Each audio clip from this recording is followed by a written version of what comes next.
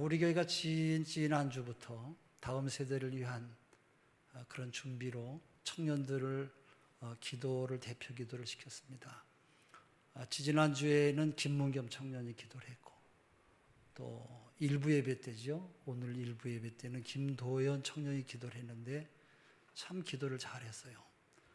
어떤 가식이나 형식이 들어있는 그런 기도가 아니라 순수한 그 젊은 청년의 그 피와 하나님 사랑하는 그런 마음과 하나님 앞에서 어떻게 하면 내가 정말로 하나님 중심의 삶을 살아가야 될 것인가 하는, 우리 모두가 도전이 되고 늘 은혜가 되는 그런 그 중심에 갈등이 있었던 그런 기도를 넣어서 기도를 하는데 너무 잘했어요. 주방에서 봉사하시는 권사님들, 또 안내하시는 장로님들, 청소하시는 분들까지 한 분 한 분 전부 다 이렇게 그 분야에 넣어서 이분들을 위해서 기도했고, 참 우리 모두가 은혜를 받았어요. 그래서 저도 참 감사했다. 다음 세대에 우리가 그렇게 걱정하지 않아도 되겠구나, 그런 마음을 듣고 생각했는데, 예배 끝나고 엘리베이터를 탔는데 우리 집사님들이 같이 타서 그런 얘기를 하세요. 목사님, 청년들이 너무 기도를 잘한다고. 기도할 때마다 우리가 울컥울컥 마음이 아주 하나님 앞에서 참 은혜가 되었다고 하는 그런 이야기를 들었어요. 청년들이 이렇게 아주 신실하게 기도를 잘하니까 교회가 아주 생동감이 넘치는 것 같은 그런 느낌을 받습니다. 교회가 매우 젊어진 것 같아요. 기도자들은 그러나 아무나 세울 것이 아니라 예수님 정말로 사랑하는 모범적인 신앙생활하는 사람들로 11조 생활도 철저하게 하고 다른 사람들에게도 모범적인 신앙의 모습을 보이는 그런 사람들을 선별해서 세울 것입니다. 바로 그것이 교회를 세우는 일이고 또 다음 세대를 위한 그런 길이기 때문에 그렇습니다.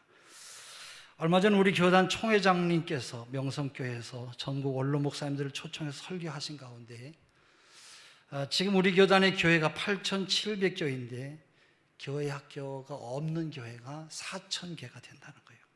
그러니까 무려 50%에 가까운 교회가 다음 세대를 세워야 되는데 어린이 교육 부서가 없다라는 거예요.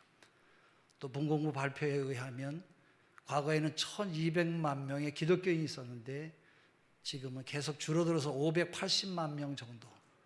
우리 교단은 그래도 감사하게 그 중에 300만 명이 우리 교단의 성도들입니다. 여러분, 어쨌든 이건 뭘 말하는 것입니까? 성도 수가 이렇게 감소하고 교회 학교가 줄어들고 있다고 하는 것은 우리 사회에, 우리나라의 기독교의 미래가 없다라는 거예요. 아니, 이제는 우리 민족의 장래가 없다고 하는 말이라고 해도 틀린 말이 아닐 것이에요. 이제는 어린이를 포함한 학생들을 전도하지 않냐면 30년 후에는 우리나라는 유럽 교회들처럼 관광객들만 와서 구경을 하고 가는 그런 교회가 될 것입니다. 다음 세대가 없는 교회는 우리 민족의 앞날의 승패가 달려있다고 해도 과언이 아닐 것이에요. 지금 이렇게 풍요로움과 풍성한 삶을 살게 된 것이 누구 때문입니까? 먼저는 하나님의 은혜요, 축복이기도 하지만 우리 민족이 가장 가난하고 어렵고 힘들 때에 선교사들이 우리나라에 와서 전해준 이 복음인 예수를 영접하고 예수를 통해서 우리 민족의 부흥과 경제 발전이 있었던 것이에요. 그들이 이 땅에 와서 교회를 세우고 학교를 세우고 학생들을 가르치면서 글을 가르쳤고 문명의 기초를 세우면서 이 민족은 어려운 가운데 경제가 성장했고 국민 소득이 높아지면서 세계 앞에 위대한 믿음의 국가로 세워지게 된 것이에요. 앞서간 믿음의 선배들이 가난과 어려움 속에서 신앙을 지키며 가정이 세워졌고 국가가 세워지게 된 것입니다. 이렇게 선배 신앙인들의 피땀 흘린 정성과 하나님에 대한 사랑과 영혼을 사랑하는 불타는 그런 열정이 불타오르면서 기도와 전도를 통해서 우리 민족이 하나님 앞에 복을 받은 것이에요. 선배 신앙인들은 날마다 복음을 위해서 목숨을 걸며 예수를 믿었다고 해도 과언이 아닐 정도로 정말로 힘을 다해서 예수를 섬겼어요. 30-40년 전만 해도 기도원마다 꽉꽉 차고 넘치고 평일날도 기도원에 가면 금식하고 하나님의 뜻을 물으며 기도하는 사람들이 산 골짜골짜에서 기도하는 소리를 듣고 식사 시간이 되면 아주 인산인해를 이루는 그런 광경들이었어요. 그들이 하나님 뜻대로 살고 싶은 몸부림 때문에 얼마나 많은 사람들이 산속 그 토굴에서 울며 기도했고 하나님이 기뻐하시는 일을 감당했는지 몰라요. 물론 저도 그때 시간만 되면 기도원에 가서 금식하고 하나님 내가 어떻게 해야 됩니까? 그리고 하나님의 뜻을 묻는 그런 기도를 하곤 했어요. 엊그제 오살리 순복음 기도원에 가서 보니까 옛날에는 예배 시간에 빈 자리가 없었는데 지금은 아주 한산하더라고요. 그런 안타까운 것은 오늘 우리 민족이 너무 좋은 환경 가운데 살아가기 때문에 성도들에게서 지금 성령의 불이 꺼져 있다고 해도 틀린 말이 아닌 것이에요. 우리들은 예수를 나의 주님으로 믿는 신앙을 배웠고 또 그 신앙의 토대 아래서 선배들의 열정적인 신앙으로 이 민족이 하나님 앞에 복을 받은 것이에요. 그렇기 때문에 신앙 교육이 전승되지 아니하면 우리 민족의 앞날도 어둡다고 봐야 될 것이에요. 과거의 로마인들은 유대민족을 억압하던 시절에 그들은 유대인들을 죽이고 말살하기 위한 그런 갖가지 방법을 생각해냈어요. 예를 들면 유대인 학교를 폐쇄시키고 예배와 축제, 민족적인 이런 축제를 다 금지시켰어요. 또 유대인의 지혜를 깨우쳐주는 책을 불태워버리고 랍비의 교육까지 모두 다 금지시켰어요. 랍비가 정해진 교육을 마치면 졸업식과 같은 랍비의 임명식이 있게 되는데 이때 이 자리에 참석한 사람들은 랍비를 임명한 사람이나 임명을 받은 사람이라 가리지 아니하고 모두가 다 사형에 처했어요. 그리고 이런 일이 발생한 지역은 아예 마을 자체를 없애버리는 그런 영을 내리기도 하였다고 그래요. 왜 그래요? 바로 신앙과 교육의 중요성을 알았기 때문에 그래요. 유대민족에게 랍비가 없어진다고 하는 것은 유대 사회가 정지되었다고 하는 것을 뜻하는 것이에요. 랍비는 유대 교회의 정신적인 지도자로 물론 변호사요, 의사요, 유대인들의 모든 권위의 대변자이기도 해요.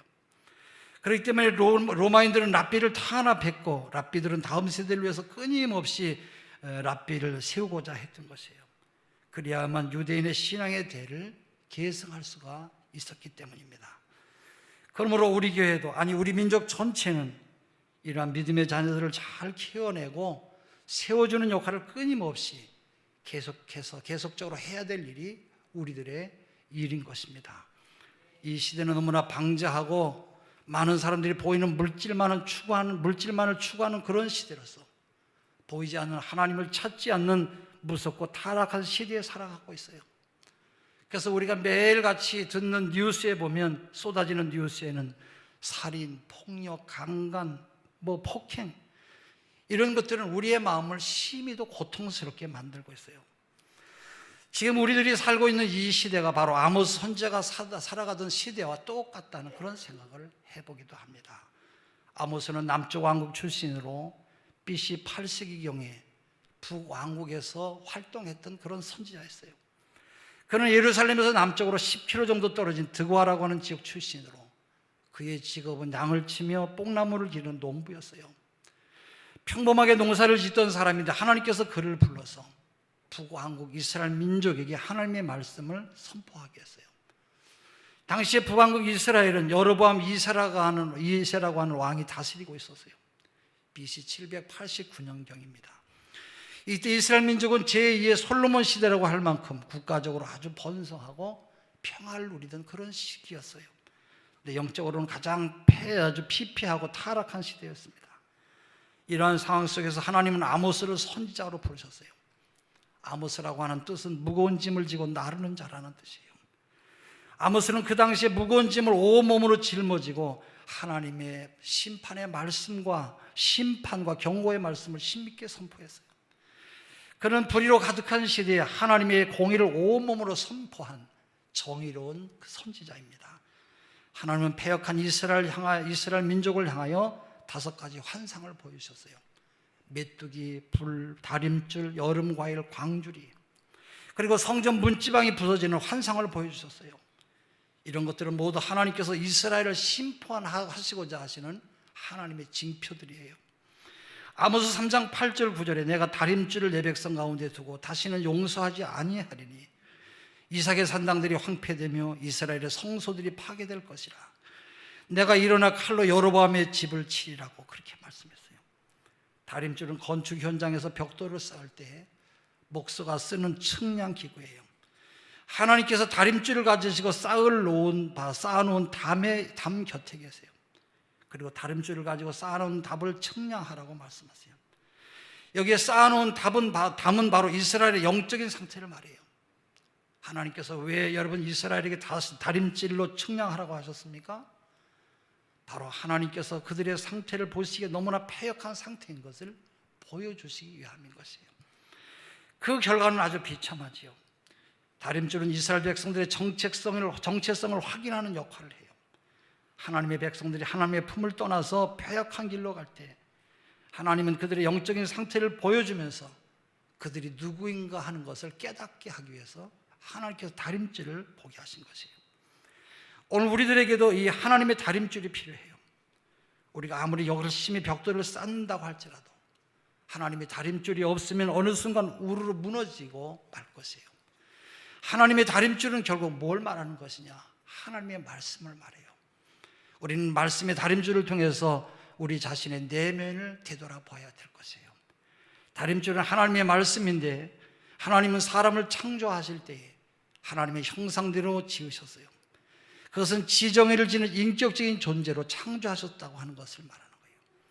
따라서 인간은 교육을 통해서 하나님의 뜻을 깨닫고 하나님의 뜻을 이 땅에 실현시켜 나가는 것이에요. 원래 학교 교육은 하나님의 말씀을 가르치는 것으로부터 시작이 됩니다.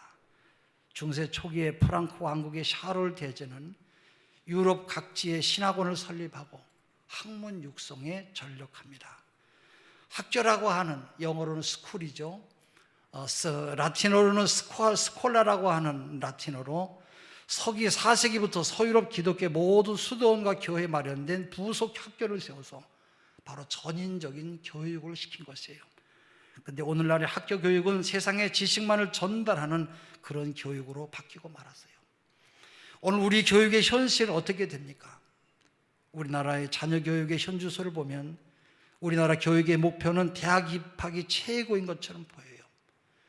여러분, 홍익인간이라고 하는 말은 널리 인간을 이롭게 한다고 하는 그런 이념인데 우리나라는 홍익인간의 이념을 가지고 바로 인성교육을 한다고 말하고 있습니다만 현실은 그렇지 않아요.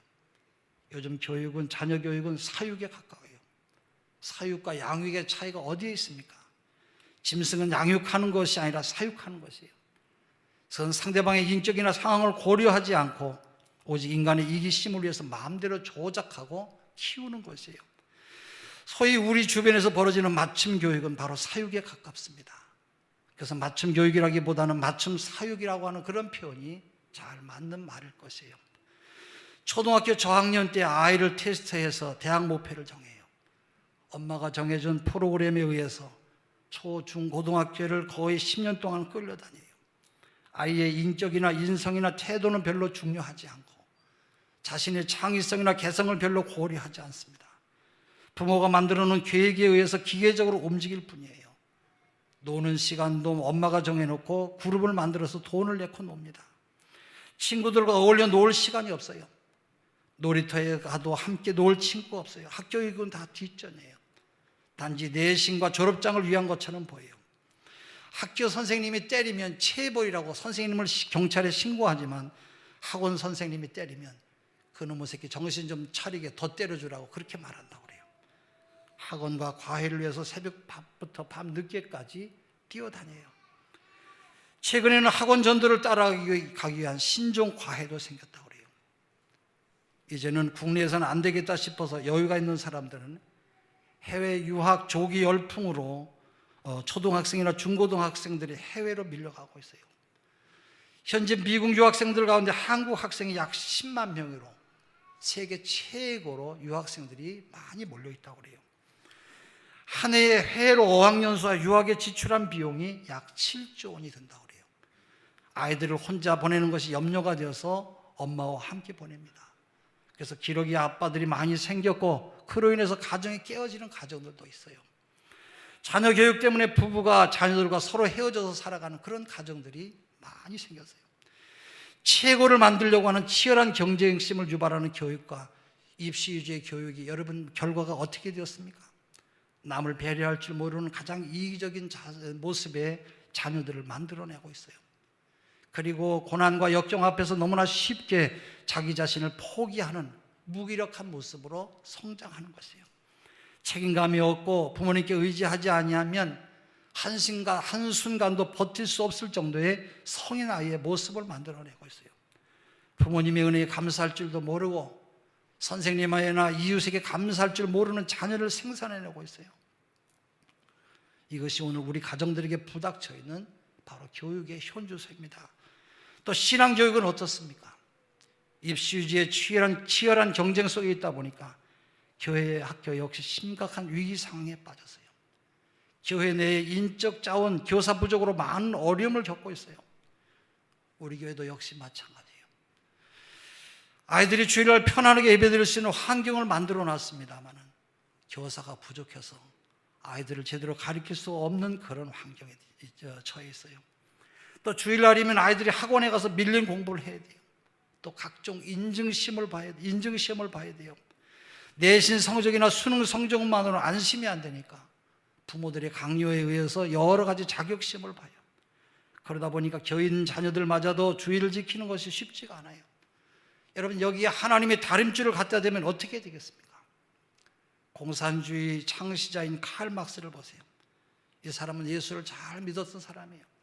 신학을 공부했지만 공산주의를 만들고 유물론을 만들었어요. 마침내 이는 하나님을 부인하고 물질이 우주의 중심이라고 여겼어요. 그리고 곧 공산주의를 만들게 되었고, 공산주의를 만들 때 스탈린은 소련 70년 동안 기독교인 3,500만 명의 사람들을 모두 죽이는 엄청난 이런 만행을 저질렀어요. 또 유태인을 600만 명이나 살해한 여러분, 히틀러는 어떻습니까? 그의 아버지는 여기저기 장사를 위해서 객지로 다니면서 물건을 파는 사람이었고, 아버지가 없는 사이에 어머니가 유태인 남성과 부적절한 관계를 맺는 것을 봤던 어린 히틀러의 마음속에 유태인에 대한 분노와 적개심을 품게 된 것이에요. 그로 인해서 잘못된 민족주의에 사로잡혀서 600만 명을 가스실에 죽이는 끔찍한 대학살을 자행했어요. 결국 부모들이 신앙교육의 아름다운 본을 보이지 못하고 살아계신 하나님을 만나지 못한 일로 인해서 엄청난 인류의 재앙을 초래하고 만 것이에요. 사랑하는 우리 성도 여러분, 대학 입시 교육보다 더 중요한 것은 신앙교육이에요. 먼저 우리들이 이 사실을 마음속에 깊이 새기시고 여러분의 자녀들을 주의를 잘 성수하는 믿음의 자녀들로 여러분 양육할 수 있기를 바랍니다. 아무리 시험이 중요해도 주의를 거룩하게 지키는 것이 더 중요하다고 하는 것을 깨우쳐줘야 돼요. 근데 문제는 신앙을 가진 부모들마저도 세상 교육을 더 중요하게 생각해요. 대학교 진학 후에 열심히 신앙생활하면 되지, 그렇게 생각하고 주일날도 학원으로 떠밀고 공부하는 학교로 떠미는 것이 우리 학생들의 현실이에요. 여러분, 지금이 가장 중요해요. 어렵고 힘들 때 하나님께서 너를 지켜주시고 너를 보호해 주신다고 하는 것을 깨닫는 신앙 중심이 필요해요. 후에 사회의 성인으로 진출했을 때 어떤 어려움이 와도 세상과 타협하지 않고 하나님 앞에 올바르게 설 수 있는 믿음의 사람으로 만드는 것이 우리 부모님의 가장 큰 역할이에요. 그러기 위해서는 먼저 부모로서 신앙생활의 아름다운 본을 보여줘야 돼요. 어떤 일이 있어도 바로 주일은 하나님 앞에 예배드리는 모습을 보여줘야 돼요. 어렵고 힘들 때 무릎 꿇고 기도하는 모습을 보여줘야 되는 것이에요. 그러므로 최고의 신앙교육은 하나님 제일 중심이 되고 예배의 본을 보이면서 자녀에게 신앙을 귀하게 여기는 모습을 보여줘야만 합니다. 또한 가정예배를 통해서 믿음의 소중한 것을 경험하게 만드는 것이고, 좋은 부모님을 통해서 귀중한 믿음이 대대로 우리 가문에 흘러가도록 그렇게 우리 가정의 자손들을 만들어야 되는 것이에요. 오늘 우리가 읽은 이 본문의 말씀은 이스라엘 백성들에게 믿음을 전수해 줄 사람이 없음을 한탄하는 그런 말씀이에요. 여호수아가 죽은 다음에 하나님을 알지 못하는 사람들밖에 없었다. 우리 10절의 말씀을 한번 같이 읽겠습니다.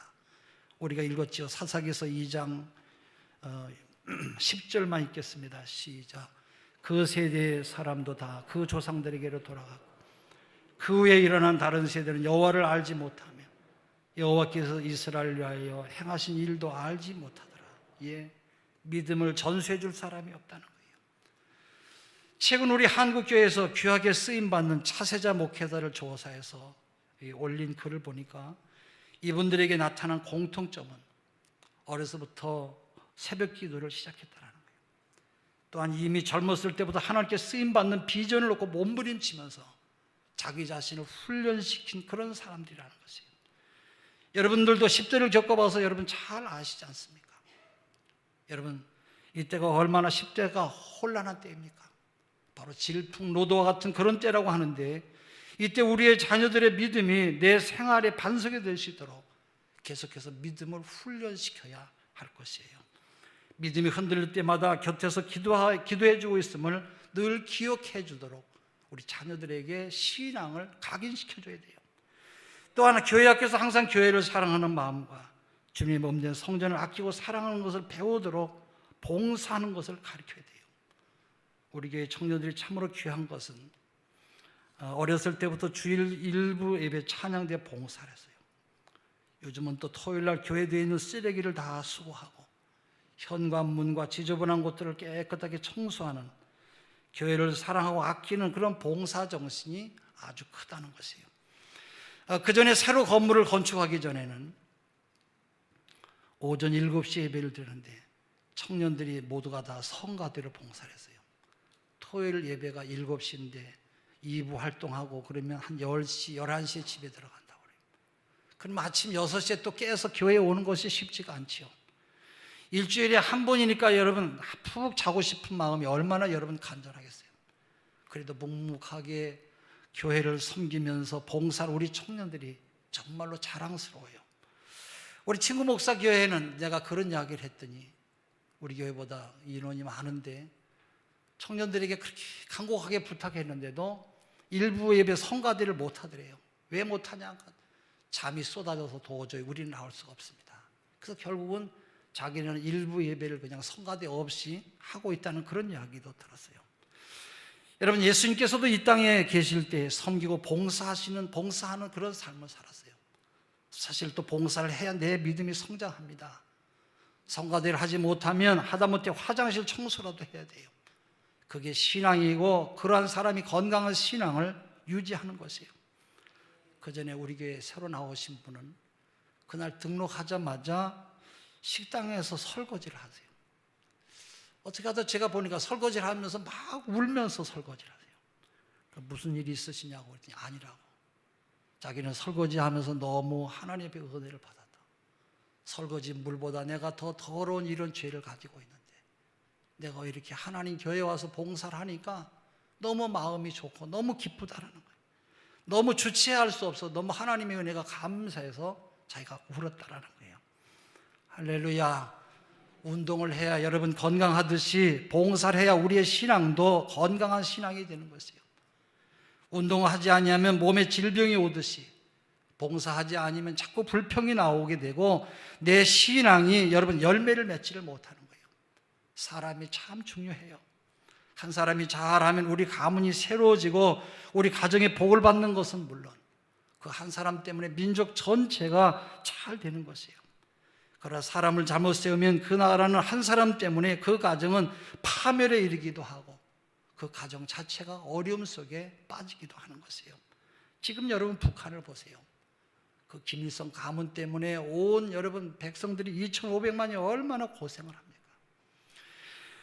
미군 링컨 대통령이 국가를 세우면서 세계적인 국가로 그때부터 발돋움하게 되었다고 해요. 남북 전쟁으로 인해서 흑백 간의 분쟁이 있었지만 흑인과 노예 해방운동이 시작되면서 미 합중국인 거대한 국가가 세워진 것이에요. 바로 신앙적으로 하나님을 두려워하는 믿음의 사람인 대통령의 역할을 이렇게 거대한 국가로 세계를 이끌어가는 아주 귀중한 국가로 만드는 것이에요.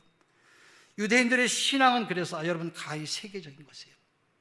지금 미국에 살고 있는 유대인은 650만 명으로 미국 전체 인구의 2.2%가 돼요. 미국에 살고 있는 아시아인은 950만 명, 중남미에서 온 이주자들은 1,700만 명, 흑인은 3천만 명. 그들에 비하면 유대인의 숫자는 매우 적어요. 그러나 미국의 정치, 경제, 교육, 문화, 금융을 거의 장악하고 있는 것이 유대인들이에요. 노벨 수상자의 30%가 유대인이고 전 세계의 학생들이 동경하는 미국 아이비리그 16개 대학이 있죠. 이 16개 아이비리그 대학의 총장과 교수진의 40%가 유태인들이에요. 미국 대도시에 밀집된 법률계에 종사하는 변호사 50% 이상이 유태인이에요. 미국의 대법관 가운데 100명 중에 22명이 유대인이고 그들이 이 22명이 다 상위권에 있다라는 거예요. 미국의 대기업의 대표자가 17.5%가 유태인이에요. 하버드생의 29%, 에일대생의 26%가 유태인이라는 거예요. 여러분, 이 원인이 어디에 있습니까? 바로 유대인의 가정교육이라는 것이에요. 소위 쇠마교육이라고 하는데 그들은 신명기 6장 4절에서 9절의 말씀을 철저하게 교육을 시켜요. 이스라엘아 들으라, 우리 하나님 여호와는 오직 유일한 하나님이시니 너는 마음을 다하고 뜻을 다하고 힘을 다하여 네 하나님 여호와를 사랑하라. 오늘 내가 네 자녀에게 명하는 이 말씀을 너는 마음에 새기고 네 자녀에게 부지런히 가르치며 집에 앉았을 때든지 길을 갈 때든지 누워있을 때든지 일어날 때든지 이 말씀을 강론할 것이며 너는 또 그것을 네 손목에 메어 기호를 삼으며 네 미간에 붙여 표를 삼고 네 집 문설주와 바깥문에 기록할지니라. 우리들이 사도의 성경을 외우듯이 이 사람들은 쇠마를 외워요. 나라를 잃고 흩어져 살던 유대인들이 2000년 동안 나라 없이 방황하던 흩어진 유대인들이 철저한 신앙 교육을 통해서 오늘의 이 귀한 이스라엘 국가를 만든 것이에요. 철저한 말씀에 근거한 신앙 교육이 바로 미국을 이끌어갈 뿐만 아니라 세계를 이끌어가는 그런 민족이 된 것이에요. 우리 교회가 방학 때마다 신앙적으로 모범을 보이는 우리 학생들을 유럽 비전 여행을 보내는 것도 그들의 꿈과 비전을 이루기 위한 것이기도 하지만 우리 교회의 꿈이기도 한 것이에요. 큰 비전을 품고 어려서부터 훌륭한 사람으로 성장하기를 바라는 간절한 마음으로 보내는 그런 프로그램이에요. 그렇기 때문에 교회에서 신앙의 본을 보이며 잘 믿어야 되지만 가정에서 귀한 사람으로 살아가야 될 것이에요. 오늘 교육의 아름다운 본을 보이는 것은 바로 부모님이에요. 부모들이 먼저 자녀들에게 신앙의 아름다운 귀한 모습을 보여줘야 돼요. 실을 뒤에서 밀면 똑바로 잡아당겨서 앞에서 잡아당겨야만 돼요. 마찬가지로 부모가 앞장서서 예배의 본을 보여줘야 돼요. 하나님의 말씀을 가까이 하고 기도하는 본을 보여줘야 돼요. 그리고 나를 본받으라고 말할 수 있어야 돼요. 이것이 곧 우리 가정을 세우는 일이고 교회를 세우는 일이고 우리의 자녀뿐만 아니라 우리 민족의 다음 세대를 세워가는 귀한 일인 줄로 믿습니다. 기도하겠습니다.